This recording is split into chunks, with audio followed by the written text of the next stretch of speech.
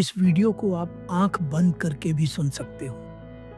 ये कहानी आपका दिमाग खुद विजुअलाइज कर लेगा। गौतम बुद्ध कहते हैं, जो व्यक्ति इस मन को जीत सकता है वह व्यक्ति इस पूरे जगत को जीत सकता है।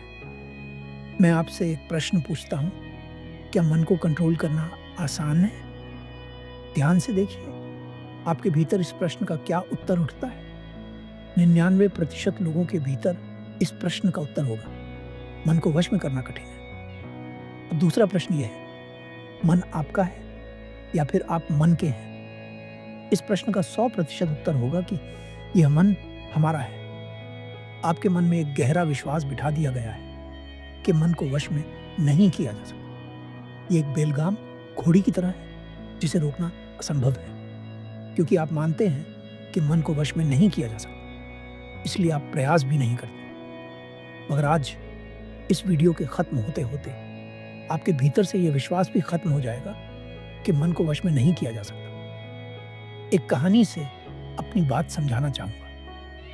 ये कहानी है एक बैरागी की। बैरागी का अर्थ होता है वह जो अपना सब कुछ छोड़कर किसी एक चीज को अपना लक्ष्य बना लेता है। अब कोई भी व्यक्ति बैरागी बेवजह नहीं बनता। बैरागी बनने के पीछे एक बहुत बड़ी वजह होती है। उस व्यक्ति के बैरागी बनने से पहले उसके मन ने उससे बहुत सारे गलत काम करवाए थे, बहुत सारे पाप करवाए थे। उस बैरागी का मन पूरी तरह से उसका मालिक बन चुका था और वह बैरागी भी पूरी तरह से अपने मन का गुलाम। यहाँ पर एक चीज समझने वाली है, या तो आप अपने मन के मालिक बनेंगे या फिर आपका मन आपका मालिक बनेगा। जीवन में हर सुख संपत्ति की प्राप्ति के बाद भी उस बैरागी के मन में गहन पीड़ा थी।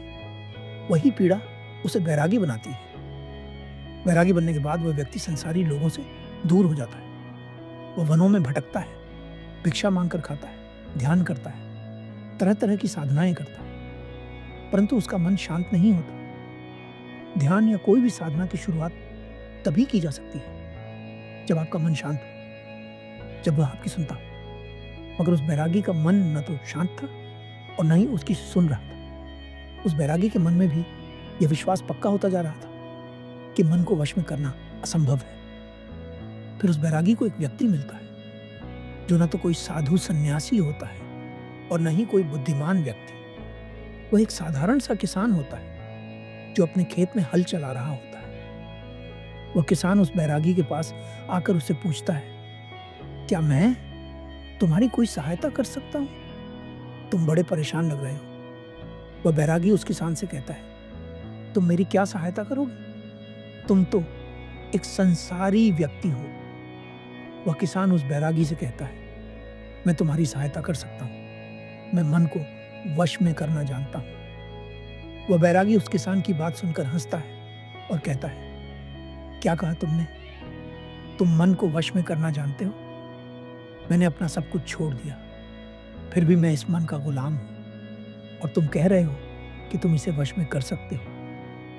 वह किसान कहता है, मन को वश में करने के लिए सब कुछ छोड़ना आवश्यक नहीं, बस एक चीज है जिसे छोड़ना बहुत जरूरी है। वो बैरागी पूछता है, वो एक चीज क्या है? वो किसान कहता है, गलत जानकारी।